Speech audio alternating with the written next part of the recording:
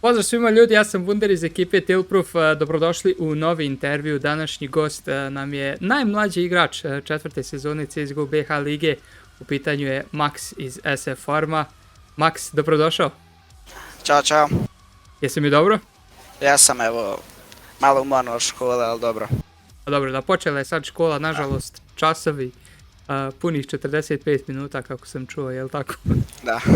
Max, s obzirom da tebe nismo imali priliku vidjeti do sada i da je ovo prva sezona koju igraš, a i da nismo te imali priliku čuti na nekim intervjuima, možeš mi prvo reći otprilike, pošto znamo da si jako mlad, koliko dugo igraš CS? Pa CSGO igram dugo, 2 godine otprilike, tako. Ok, da li si igrao samo CSGO ili si prije toga igrao neke druge pucačine pa CSGO našao kao najveću zanimaciju? Pa igrao sam, mislim, Fortnite to nije pucačin, igrao sam Call of Duty na PlayStationu, ali CSGO mi je pomogao dosta Gandra i makar sam uspio da igram Kantera. Aha, ok, dobro, skontali su da imaš neki dobar aim pa kao ajde CSGO. Dobro jeste, realno, najlegitimnija igra za pucanje. Koliko često igraš sada CS-a s obzirom da eto počela je sada i škola? Pa na raspu sam igrao negdje oko 4 sata, tako 5, a sad kad je škola, sat, 2 kad dođem u stvar posle škola, posle toga imam obavez za trening i to. Ok, dobro, ajde, nadam se da ćeš imati više vremena da vježbaš. Koliko je teško onda isplanirati te sve obaveze? Zato sada si spomenuo da i treniraš nešto i škola, koliko je teško nekako uganjati se da nađeš i tih sat, 2 tokom radnog dana? Pa teško je sad, pogotovo kad je 45 minuta pa smo prilike negdje pola dana u školi, teško je dosta, imam treniram plivanje i teško onda sve ali to poslije treninga i poslije svih obaveza dođe malo u stvar da igram na to. Ok, super. Da li imaš podršku od strane svoje porodice? Da li oni znaju da igraš poluprofesionalno ili profesionalno CSGO i kako oni gledaju na to? Pa imam, ali ko svaki roditelj, baš ih ne interesuje CSGO, ali imam podršku, da. Ok, dobro, to je lijepo. Drago mi je da imaju razumijevanje koliko toliko, znam mi kad smo bili mlađi da je to išlo dosta teže. Dobro, odigrao si prvu sezonu, ovu četvrtu sezonu CSGO BH lige. Nažalost niste ostvarili poziciju za playoff, ali kakvi su tvoji utisci nakon ove odigrane sezone? Pa moji utisci su baš dobri, s obzirom da nismo ništa pracali, dobro smo odigrali, ja sam zadovoljan i drago mi je što mogu da igram protiv jakih ekipa i igrača i da steknem iskustvo polako i baš mi je drago što sam na ovoj poziciji gdje sam. Ok, super. Da li ti je ovo prvo iskustvo igranja nekog poluprofesionalnog CSGO-a? Pa jeste, igrao sam sa drugarima neke turnire i to kad su bili, ali ovo baš sad, kako da kažem. Prvi takmičarski, onako sa timom. Takmičarski, da, sa timom, ozbiljnim timom i jakim igračima. Ok, koliko ti pomaže to iskustvo? Ja spomenuo da ti je drago što si imao priliku da igraš protiv jakih ekipa.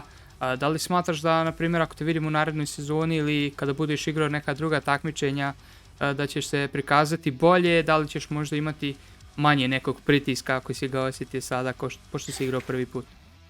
Pa da, na početku je bio pritisak, baš nisam ni ja znao šta sam radio, ali onda kasnije je to došao, kad sam skontao da je to samo 5 na 5 kao na face, razmišljao sam kao da igram normalan face i sam protiv jačih igrača.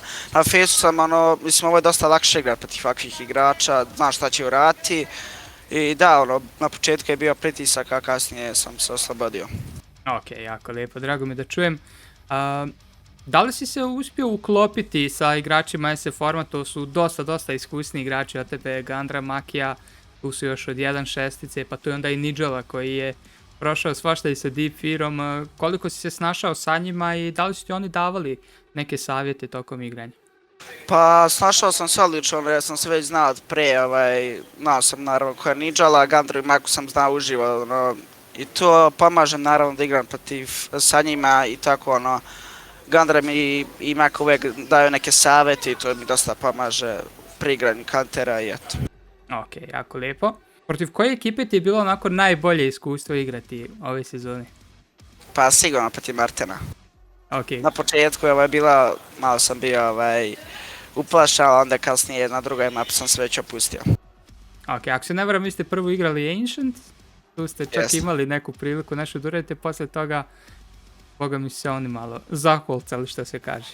Da, Dobro, sada već znamo otprilike koje ekipe su prošle u playoff, a ne znamo još tačno samo raspored lower bracketa, znamo da će se u upper bracketu naći Martin i Young Glorians i ko će po tebi osvojiti ligu, da li smatraš da je to Martin s obzirom na ubjedljive partije ili misliš da ih neko može iznenaditi? pa mislim da je to sigurno Martin baš jaka ekipa, iskusna i po aimu baš dobra. Mislim da će biti Martin sigurno, Ok, bez dobro. ikakvog dilema. Dobro, ajde, znači ne daješ nikom šansu, apsolutno. Mislim, može im neko pruž dobar otpor, ali mislim da će Martin osvojiti. Ok, dobro. I posljednje pitanje, da li planiraš nastaviti vježbati i da li te možemo očekivati naredne sezone u ekipi SF4? Naravno da planiram nasjeti i vježbati ovaj bootcamp što će biti ovdje, to čisto pracat ćemo i očekujte me sljedeće sezone i dosta ćemo bolje odigrati, više ćemo pracati i ko tim bolje odigrati sljedeću sezonu. Ok, super. Dobro, Max, hvala ti puno na odgovorima i na vremenu i hvala ti što si mi se pridružio. Hvala i vama. Eto ljudi, to je bio Max iz SF Forma, hvala vama što ste slušali intervju, pa se vidimo narednom prilikom. Pozdrav! Ćao, čao.